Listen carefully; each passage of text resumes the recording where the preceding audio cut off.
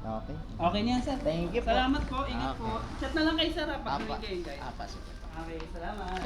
Ingat. Mas marami pa re-refer papasok tayo. Apa, thank you po. Nanay, bigyan mo na. Ingat tayo. Salamat. Okay na. Miss. Naka-record na.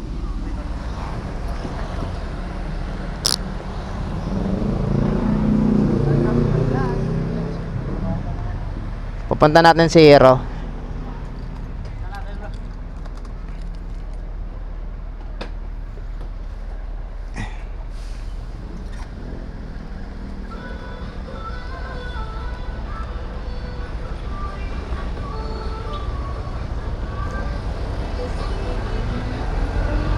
$11.29. Ikaw na mauna. Susunod na lang ako.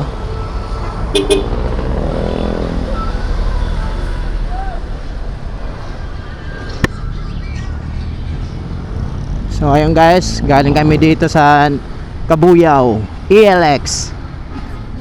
Napakabait ng bantay doon.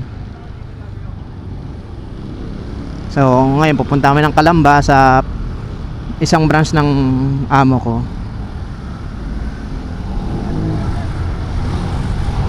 At kasama ko nga pala ang pogi nilang rider, si John Ray. Kaso nang iiwan, ayaw akong hintayin.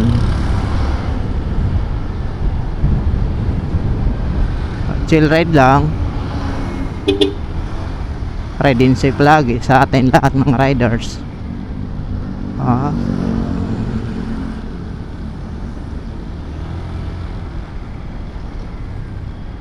Hindi naman gaano ka-traffic dito. Kaso pag papunta ng Binyan, dun na mga part ng Balibago, maraming intersection dyan.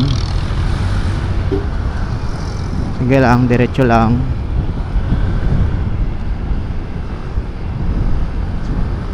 So nabili ko nga pala siya ng 7,250 kasama yung mount. Ano ba yon? Basta yun na yon.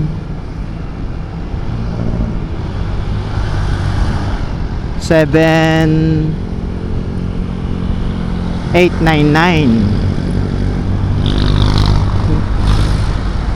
Pag walk-in ka, less ng 300. Pero pag COD, yung 7,899, yun na yun, pinaka price nya. Add ka lang ng 50 pag may ano pang lagay dun sa harap.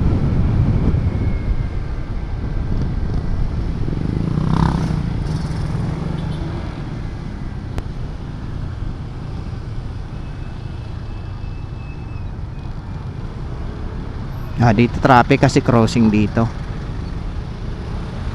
Dito traffic talaga dito.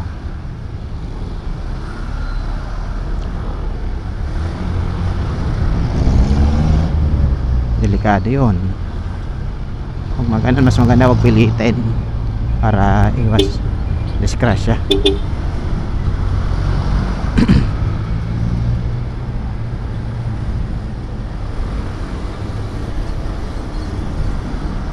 Mag-o bigay hudyat lang.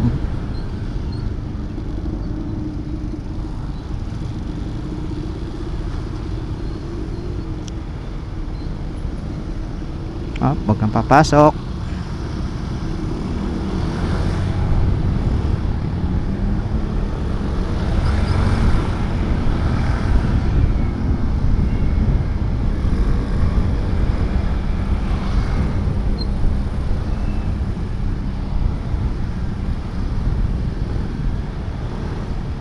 Sunod nga pala nito, pupuntahan ko lang tong branch dito, ay didiretso ako kay Sir J, Team Katagumpay, at bibili tayo ng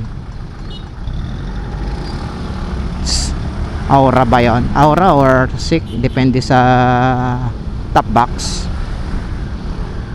At yung bracket ay Monorack. Legit yun, legit.